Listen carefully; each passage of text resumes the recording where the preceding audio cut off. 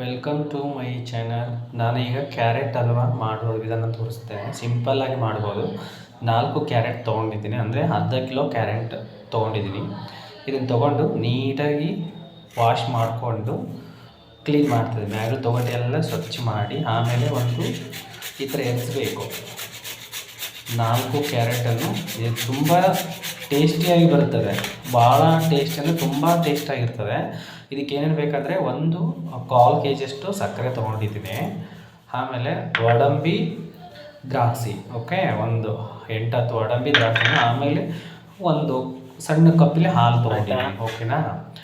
ಆಮೇಲೆ ಒಂದು ಬಾಣಲೆ ಇಟ್ಕೊಂಡು 2 ಸ್ಪೂನ್ ತುಪ್ಪ ಹಾಕಿ ಆ ಗೋಡಂಬಿ ದ್ರಾಕ್ಷಿನ ಫ್ರೈ ಮಾಡ್ತಾಯಿದ್ದೀನಿ, ಅಂದರೆ ಉರಿತಾ ಇದ್ದೀನಿ. ಸ್ವಲ್ಪ ರೆಡ್ ಕಲರ್ ಬರೋಗಿ ದ್ರಾಕ್ಷಿನ ಗೋಡಂಬಿನ ಈ ಥರ ಹುರ್ಕೋಬೇಕು. ನಿಜ ತುಂಬ ನೀಟಾಗಿ ಬರ್ತದೆ, ತುಂಬ ಟೇಸ್ಟಿಯಾಗಿರ್ತದೆ. ಆಮೇಲೆ ಸುಲಭವಾಗಿ ಮನೇಲಿ ಒಂದು 10 ನಿಮಿಷದಲ್ಲಿ ಮಾಡ್ಕೋಬೋದು. ಇದನ್ನು ಭಾಳ ಟೇಸ್ಟಿಯಾಗಿರ್ತದೆ. ಇವತ್ತು ಶಿವರಾತ್ರಿ ಅಮಾವಾಸ್ಯೆ ಹಬ್ಬದ ಪ್ರಯುಕ್ತವಾಗಿ ನಾನೇ ಮನೆಯಲ್ಲಿ ಮಾಡಿದ್ದೀನಿ.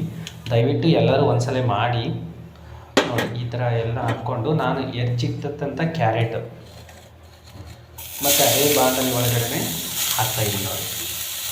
ಈ ಥರ ಹಾಕಿ ತೆಗಿಸ್ಬೇಕು. ಇದನ್ನು ಆ ಕಡೆ ಈ ಕಡೆ ತಿನ್ನಾಡ್ತಾನೆ ಬೆಳೆಸಬೇಕು ನೋಡಿ. ತುಂಬ ಚೆನ್ನಾಗಿ ಬರ್ತದೆ. ಆ್ಯಕ್ಚುಲಿ ನಾನು ಓನಾಗಿ ಸ್ವಂತಾಗಿ ಮಾಡಿದ್ದೀನಿ, ನಿಜ ಇದು. ಈ ಥರ ಎಲ್ಲ ನೀರೆಲ್ಲ ಇಳಿಬೇಕು, ಇದಕ್ಕೇನು ಹಾಕಬೇಡಿ ನೋಡಿ. ಆಮೇಲೆ 1 ಕಪ್ಪು ಹಾಲಿತ್ತಲ್ವ, 1 ಕಪ್ಪು ಹಾಲು ಹಾಕ್ತಾಯಿದ್ದೀನಿ. ತಾನೇ ಕುದೀತದೆ. ಕುದ್ದು ಅದೆಲ್ಲ ನೀರಿನಂಶ ಎಲ್ಲ ಹೋಗುತ್ತೆ. ಕ್ಯಾರೆಟು ನೀರಿನಂಶ ಹೋದರೆ ಆಮೇಲೆ ಕಲ್ಲರ್ ಕೂಡ ಚೇಂಜ್ ಆಗುತ್ತೆ, ಬರ್ತಾ ನೋಡಿ. ಈಗ ನೋಡಿ ಕಲ್ಲರ್ ಹೆಂಗಾಗಿದೆ ಅಂತ.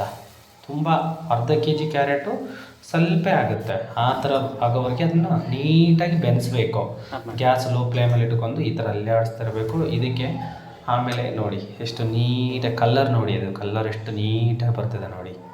ಒಂದು 5-10 ನಿಮಿಷ ಈ ಥರ ಮುಚ್ಚಿಬಿಟ್ರೆ ಎಷ್ಟು ಸ್ಮೆಲ್ ಮಾತ್ರ ಸಖತ್ತಾಗಿ ಬರುತ್ತದೆ. ಆಮೇಲೆ ಒಂದು ಸಣ್ಣ ಕಪ್ಪಷ್ಟು ಸಕ್ಕರೆ, ಅಂದರೆ 1/4 ಕೆ ಜಿ ತೊಗೊಂಡಿದ್ದೀನಿ ನಾನು. ಆಮೇಲೆ ಆ್ಯಡ್ ಮಾಡ್ತಾಯಿದ್ದೀನಿ. ಇದು ನೋಡಿ ಈ ಥರ ಫ್ರೈ ಆಗ್ತಾನೆ ಇರಬೇಕು ನೋಡಿ. ಈ ಥರ ಎಲ್ಲ ಅಂದರೆ ಹಸಿ ಸ್ಮೆಲ್ಲೆಲ್ಲ ಹೋಗಬೇಕು ಕ್ಯಾರೆಟಿಂದು, ಅಲ್ಲಿವರೆಗೂ ಫ್ರೈ ಮಾಡಬೇಕು. ಅವಾಗ ಅದು ಕ್ಯಾರೆಟ್ ಹಲ್ವಾ ತುಂಬ ಟೇಸ್ಟಾಗಿ ಬರುತ್ತದೆ ನೋಡಿ.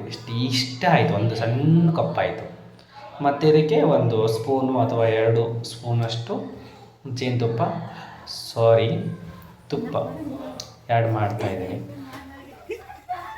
ಆಮೇಲೆ ಫ್ರೈ ಮಾಡಬೇಕು. ಆಮೇಲೆ ನಾನು ಹುರಿದಿಟ್ಟಿದ್ನಲ್ವ ಗೋಡಂಬಿ ಮತ್ತು ಒಣ ದ್ರಾಕ್ಷಿಯನ್ನು ಆ್ಯಡ್ ಮಾಡ್ತಾಯಿದ್ದೀನಿ ನೋಡಿ. ತುಂಬ ಅಂದರೆ ತುಂಬ ಚೆನ್ನಾಗಿರ್ತದೆ. ದಯವಿಟ್ಟು ನೀವು ಒಂದು ಟೈಮ್ ಮಾಡಿ ತಿಂದು ಹೇಗಿದೆ ಅಂತ ನನಗೆ ಕಮೆಂಟ್ ಮಾಡಿ ತಿಳಿಸಿ. ದಯವಿಟ್ಟು ನನ್ನ ಚಾನಲನ್ನು ಸಬ್ಸ್ಕ್ರೈಬ್ ಮಾಡಿ, ಪ್ಲೀಸ್ ಹೆಲ್ಪ್ ಮಾಡಿ ನೋಡಿ. ತುಂಬ ಚೆನ್ನಾಗಿದೆ. ದಯವಿಟ್ಟು ನೀವೊಂದು ಸಲ ನಿಮ್ಮ ಮನೇಲಿ ಟ್ರೈ ಮಾಡಿ. ಥ್ಯಾಂಕ್ ಯು ಎಲ್ಲರಿಗೂ.